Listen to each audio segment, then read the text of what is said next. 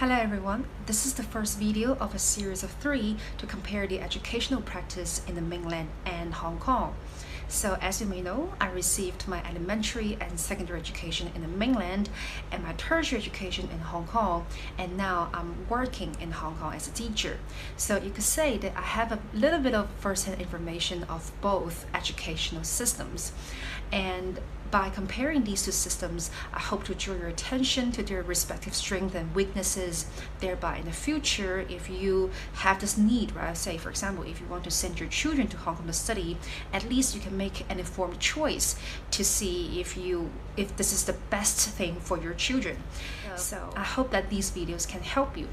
Now, without further ado, let's get into the first aspect of comparison, which is the medium of instruction.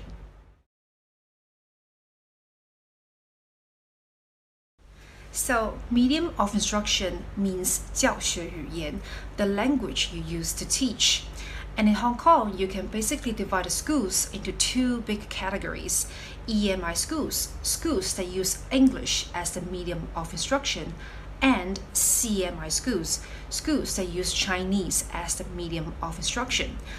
And their differences can be seen from 2 perspectives. First, in terms of the language teachers use in class. For EMI schools, English is the official language for teachers to conduct their lessons, including music and PE.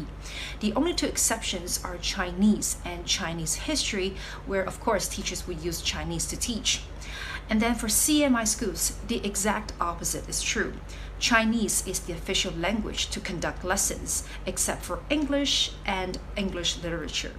And apart from the language used in lessons, the language students and teachers use in other aspects of the school life is also related to the types of schools.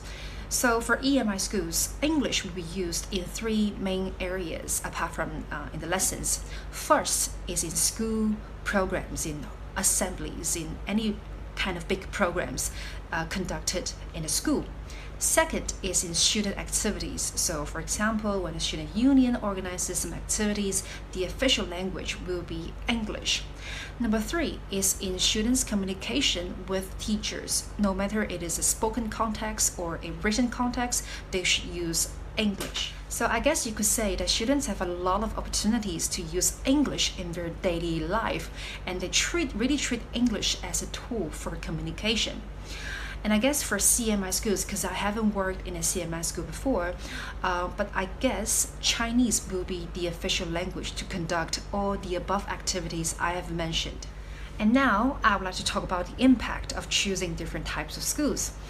So if you study in an EMI school, then the main benefit is about your exposure to English. You have all kinds of chances to use English, and that's why you just become very natural when you speak English, and you are very accustomed to using English for communication. You really treat English as a tool, not just a subject. But of course, the drawback is that your Chinese may not be as good as those students who study in a CMI school. That's of course a sacrifice you have to make. And then for CMI school students, the exact opposite will be the case. They will have more chances to practice Chinese, but that will sacrifice the opportunities they have to practice their English. Of course, nothing is absolute, right? So even for students in CMI schools, they can have very, very good English. I've seen students from a CMI school who could speak very, very good English. And students in EMI schools can also use Chinese very well, right? So I think it's all about individual preferences and how much hard work you put into learning different languages. So I hope this video can give you some insight and inspiration into these 2 types of schools in Hong Kong. And in my next video, I'll be talking about the curriculum structure in Hong Kong and the mainland. And I will focus on the English curriculum because that's what I'm familiar with.